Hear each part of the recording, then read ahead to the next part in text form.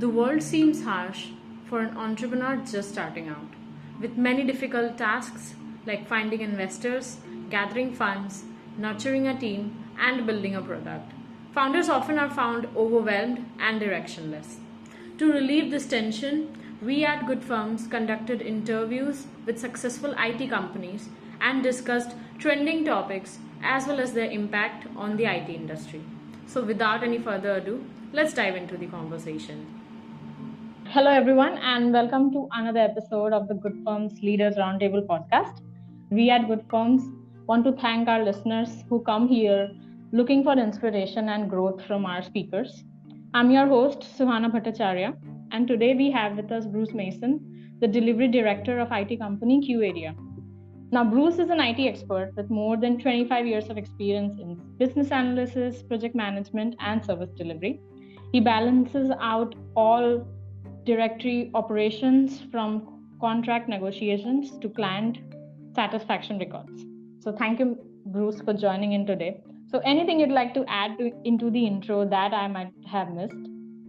No, it's all good. And I'm very happy to be here. Perfect. So we are discussing a topic that actually puzzles every new firm that is out there, and that is the IT outsourcing and the hassle the company that has to go through in deciding which outsourcing model to opt for, right? So outsourcing has been a common business model for both startups or multinational companies. But what has changed in the last decade in the IT outsourcing industry and what the future holds? Okay, well, breaking it down into parts, staff augmentation has always been popular with larger organizations, as it means they can manage the resources themselves using their standard internal processes, and the external vendor will provide the best possible people for them with background in the domain sectors. Whereas outsourcing, again, this has been quite popular with smaller startup-based companies that do not have or can't get staff they need, or even want to maintain the cost overhead, to do something very quickly. And a vendor is a good way to manage this, to establish the business and get an MVP to market to start earning money and grow faster. Although over the last few years, we've seen more of a dramatic change in the sector, particularly caused by COVID, of course, but at the same time, businesses wanting to again reduce their overheads and make themselves leaner. As such, this has resulted in more companies looking at digital transformation. This approach allows companies to arrive at a technology strategy with planned technology investments that ladder up to the overarching organizational ambition and align with their organizational and workforce transformation needs by considering key principles. So, what is the strategic business goal that best supports their enterprise's objectives? What do they need technology to support this business goal in terms of purpose, function, security, and of course, risk requirements? And what will be their operations and workforce impacts for the business and technical security decisions? As such, outsourcing provides a means for business to review all or part of their model to transform how they work to be more efficient. And we are likely to see more of this in the coming years to allow businesses to compete. Okay, so I think what you mean is that any company, before deciding on what IT outsourcing model to pick, they must really be clear on what is their business goal, what is the expert technology that they are looking for, and the operational and the workforce impact the products will be creating, right? Correct. They need to consider all of that, not just where they want to try and get to, but the impact to the collective business. Yes. Right. So since the beginning of the IT boom, I think there has been several outsourcing model in place, but the software outsourcing model particularly, I think, was the least popular one. But after the pandemic, we are definitely seeing a very sharp increase in it, as you have mentioned, right? So what has caused an increasing number of businesses to turn to software outsourcing, which was not the case earlier, right? Okay. Arguably, COVID has had the biggest impact in the IT market, where working from anywhere in the world is more accepted now. And businesses had to rethink about how it adapts to this. Therefore, companies are now more willing to consider that someone on the other side of the world, that is potentially cheaper and potentially can add more value than someone that is an employee and potentially have a cost overhead saving. To extend what I talked about earlier, the other key element is digital transformation, where companies can look at vendors to provide niche services to them using technology in a proven way to resolve some of their costs on a day-to-day basis, where this can reduce the amount of work needed to be done by an individual by automating the solution. It makes the process quicker, as well as increases the quality by removing the human error element. Therefore, companies are learning from the changes in the market and leveraging technology to increase value to their businesses by either automating solutions and or using cheaper people. Okay, yeah, that's a good point to add. And the challenges in the IT staff augmentation model are many, are relating to standard workflow and implementation. So what challenges did you face, or how do you overcome them in order to deliver quality for your customers? Okay. Here at QArea, we have our own processes that we use on outsourcing-based projects that are tried and tested to deliver. However, obviously in a staff augmentation-based approach, we're not directly in charge of the processes as they are driven by the client's own model. Although that said, our employees are actively encouraged to be inquisitive and suggest potential better working practices and approaches with clients, as obviously ensuring quality is not just something the client should deal with in this model. Obviously, clients' reactions to this type of approach can be mixed, but it is supported by our management. So if there are any concerns, employees have them, our management team will support them in the discussions with the client to help. Of course, there are some instances where a client is comfortable to continue with their approaches, and of course this is okay, it's their choice. But we would not be doing our jobs if we do not proactively try and suggest alternatives which may add value for them. QArea guarantees clients that our resources are mature and prepared for modern development workflows, which can be guaranteed by the freelancer market. And of course, we incorporate this into our contracts.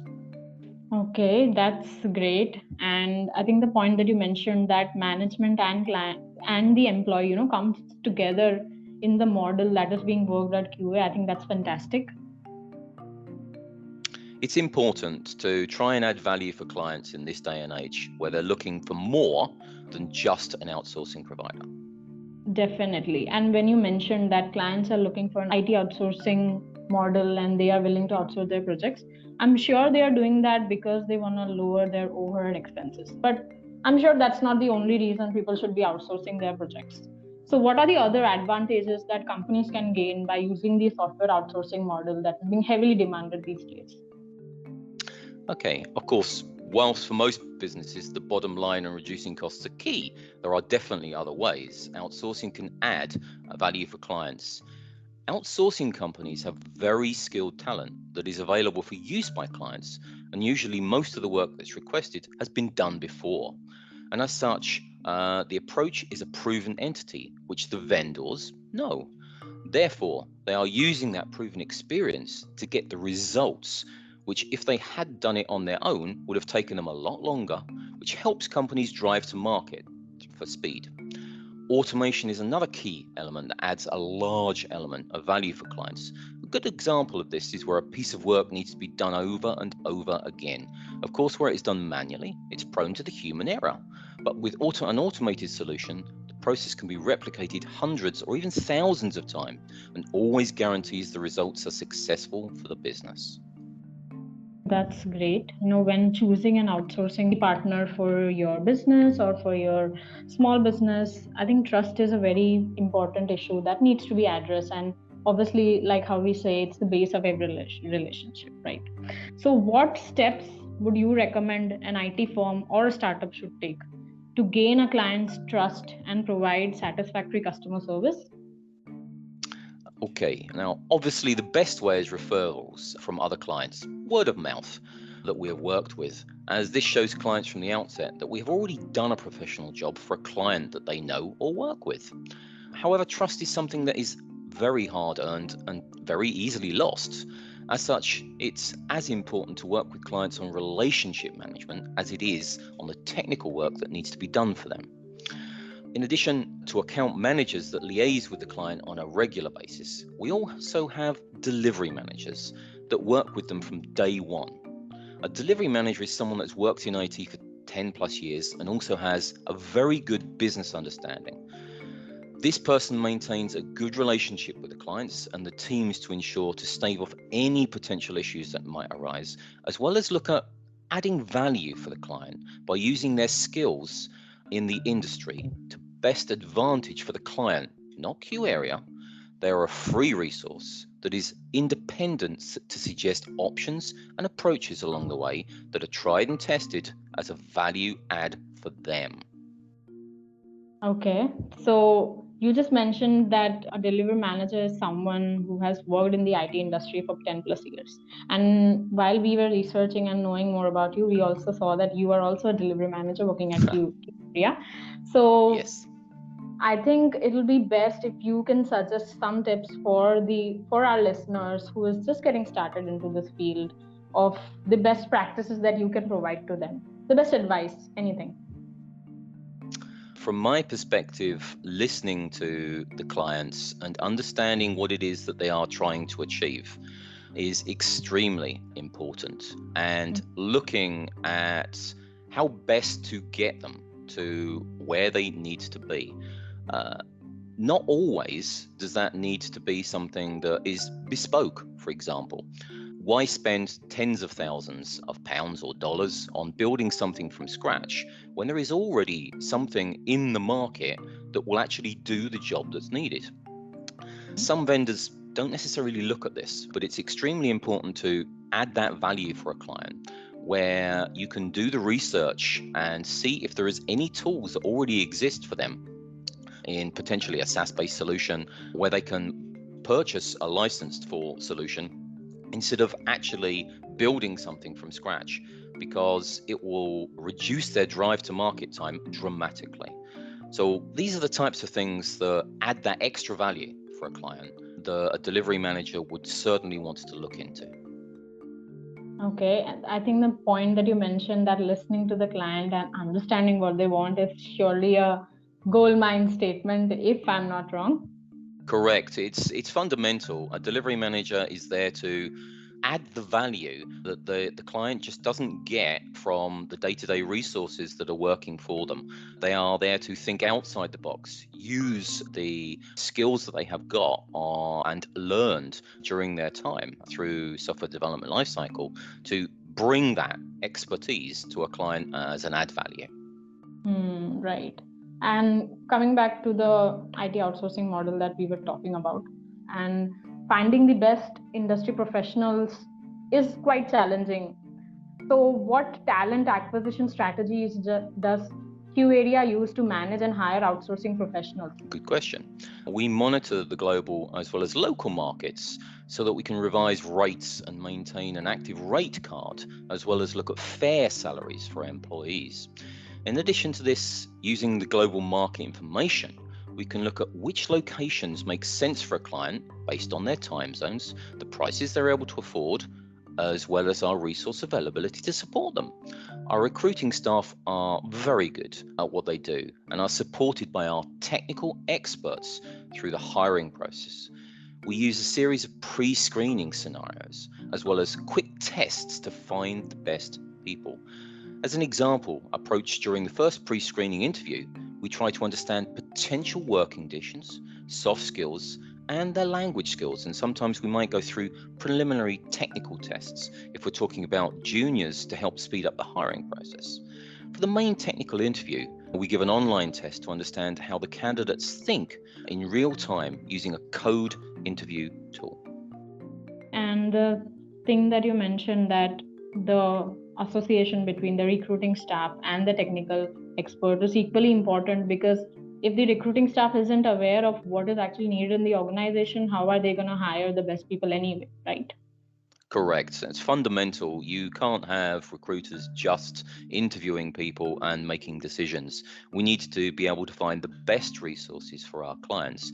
And as such, the best people that we have are the most logical people to use as part of that process. Right, exactly.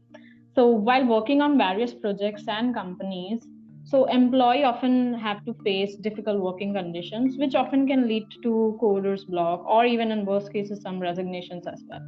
So how does QArea deal with such situation and help actually the employees feel more at ease with the project they're doing, with the clients they are dealing with? Okay. Well, we have a very good support network for our teams, broken down into different approaches, as people by their very nature might prefer talking more openly in one environment than another. Our HR teams regularly liaise with our employees to check that they have what they need to be able to do their jobs, both from a technical and as well as a personal basis. This allows people that feel comfortable opening up to HR to reach out and say they have issues and need support, which management can then follow up and address in the quickest possible way. But in addition to our HR teams, we have mentors and resource managers who are the experts in their respective skill bases and can technically support the employees as required. Here, the employees are actively encouraged to use the mentors and resource managers and reach out to them where they have a need. Although at the same time, this works in reverse, by the mentors and resource managers also checking in on the individuals and teams regularly to see if they can add any value or support them better. Of course, not all problems can occur internally, and some of the time there are issues where the client's expectations of an employee differ from that of QArea's approach. It always happens. And in these instances, the account managers and delivery managers will liaise with the employees and client to resolve the position quickly. As we know in our industry, the company relies on its employees, and being there to support them and keeping them happily working in the company is extremely important. It is often said that it's easier to sell to existing clients than it is to find new ones. However, it's also true for employees that it is better to retain great people than try and find them to replace them. Therefore, like clients, they deserve the respect and to be treated fairly on a day-to-day basis. All of our employees also have a performance development plan where we help employees to resolve not only professional challenges as their personal ones are taken into account as well. For example, fitness, personal time allocation, support for hobbies to ensure that they are maintaining a healthy work-life balance. I think I'm flabbergasted by the statement that you just mentioned, that it's easier to sell to existing clients than it is to find the new ones. Similarly, it's also true for employees that it's better to retain great people than to keep finding them again, training them again. So I think that statement truly resonates with the many new entrepreneurs that are out there, and it is something that everyone should be focusing on. Quality is important. Quality has been something that is always sold. For clients, if you are doing a great job for them, why would they want to consider looking elsewhere? By the same token, if you look after your employees and value them and respect them, similarly, they're going to want to stay with you because they have everything they need. Why would they need to look elsewhere? True, definitely. And as you mentioned that there has been many kind of different managers, starting from mentors to delivery manager. So how do managers in QArea ensure that their tech team stay updated with the technology and remain fit to work on multiple projects, because there are different technologies launching every day, and it is quite a challenge to stay updated with that. So how do managers in QArea do that? Of course, another great question. As a technical company, we try and use as many technologies and approaches on projects as we can to provide better services for our clients, as well as keep our employees interested in new emerging solutions. All of our employees have personal development plans, and learning new skills is actively encouraged within the company. Most of our staff are very inquisitive and like to learn new skills and proactively discuss ways that they can do that, either as part of their work or in their own time. We also like to create opportunities for employees within the company, and where people need a chance to increase their skills, we will often use internal projects or proof of concepts on potential solutions to help them grow these skills. So being a software development company, it becomes fairly easier to communicate with other tech-based startups, right? But this can prove to be difficult, especially for businesses that aren't so technically sound. They do not have a technical team. So how does QArea help them visualize their end goal and bring their actual need into reality? Okay, the first discussions with clients are obviously the most important, as first impressions count. As such, we like to prepare for these discussions with them by looking at the details we have been provided by our sales team to ensure that we can bring the right experts to the meeting and add as much value as possible for the client. Business analysts are key to understanding what a client's needs are so that we can review them and understand using our experience that already exists in the market or would need to be built for them as bespoke. We like to share with them examples of work that we've done in the past that is similar to their business needs, as this shows we have already done something either the same or close to what they are after. And this promotes more trust on a professional level. Also, as clients are sometimes not technically minded, as you mentioned, they say a picture paints 1,000 words. So, as such, doing UX wireframes allows clients to visualize how their system will look before we start to build it, so that they can buy in to the suggested approach and understand how it will work. We also like to detail work breakdown structures so that all of the estimates and milestones are documented and give clear transparency on where all the money that they are going to spend is visible for them. It's also advisable as part of proposals to do an executive summary version, as most C-level individuals will just want to understand the key parts and not have to wade through reams and reams of documentation. So basically, visualization is very much important for someone who's not so technically sound, because they'll be able to see what the end product will look like, and that is extremely important. Yes. That's great. So that brings us to the end of the conversation, and I'm sure people who will be listening to this podcast will learn a lot about the kind of IT outsourcing model they'll be picking for their organization. And also, I hope so. Definitely. So thank you so much, Bruce, for joining in today.